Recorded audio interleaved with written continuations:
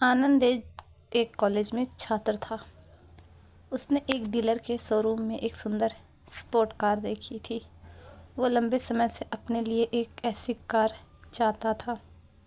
आनंद जानता था कि उसके माता पिता इसे खरीदने के लिए सक्षम नहीं हैं, इसलिए उसने उन्हें बताया कि ये कार अपने ग्रेजुएशन कंप्लीट होने पर उसे गिफ्ट के रूप में दें।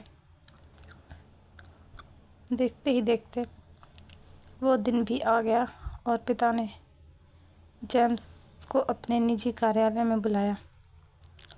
उन्होंने कहा कि मुझे तुम्हारे जैसे अच्छे बेटे पर बहुत गर्व है। उन्होंने उसे बताया कि वह उससे कितना प्यार करता है और उसे एक प्यारा रैपर से लिपटा हुआ उपहार दिया। आनंद उस छोटे से गिफ्ट के डिब्बे को देख निराश हुआ, डर बहुत महसूस करने लगा, लेकिन वह जानने के लिए उत्सुक था कि ऐसा क्या था उस बॉक्स में। इसलिए उसने बॉक्स तुरंत खोला और उसमें लाल कपड़े से लिपटी भागवत गीता देखी। आप इतने अमीर हैं और आप मुझे केवल एक गीता दे रहे हैं? काफ़ी गुस्से से अपने पिता पर वह चिल्लाया और अपनी नाराज़गी और गुस्से के वश में आकर तुरंत घर छोड़ दिया। काफ़ी साल बीत गए। आनंद एक सफल व्यवसायी बन गया था और उसके 2 बच्चे थे। उनका परिवार एक सुंदर घर में रहता था, लेकिन उसके पिता के साथ टूटे रिश्ते के कारण उसकी आत्मा अभी भी आहत थी। आनंद अपने पिता का घर छोड़ने के बाद कभी उनसे नहीं मिला था। आनंद को उस दिन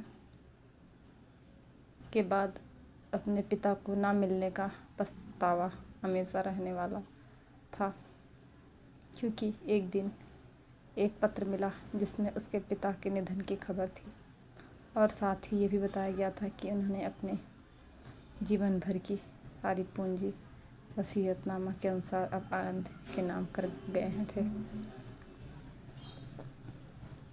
अपने पिता की सारी संपत्ति विरासत में मिली तब आनंद अपने पिता के घर पहुंचा और कुछ महत्वपूर्ण कागज़ की तलाश करने लगा और गलती से उसे वही भगवद गीता का उपहार लिपटा हुआ मिला, जिसे देख उसे फिर उसी उदासी का एहसास हुआ। उस गीता को उसने अच्छे से देखा तो उस पर अपने पिता की हैंडराइटिंग में कुछ लिखा पाया।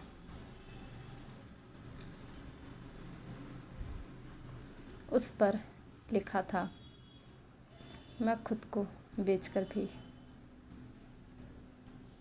हर सपना पूरा करूँगा तेरा, बस तू सपने बड़े देखना। यह बोल रहा बाप नहीं रही जिंदगी का सबसे पहला दोस्त बोल रहा है तेरा। इस कविता को पढ़ी ही थी कि अचानक उस किताब से एक चाबी गिरी। उसके ऊपर लगे टैग पर उसके ग्रेजुएट होने की तारीख के साथ कॉन्ग्रेचुलेशन और आई लव यू लिखा हुआ था। आनंद के सिर के ऊपर से उसके पिता का साया तो पहले ही उठ चुका था और आज उसकी ज़िंदगी की सबसे बड़ी गलती के बारे में जानकर उसके पैरों के नीचे से ज़मीन भी खिसक गई। इस दिन आनंद की आंखें और रूह दोनों पछतावे के आंसू रो रहे थे।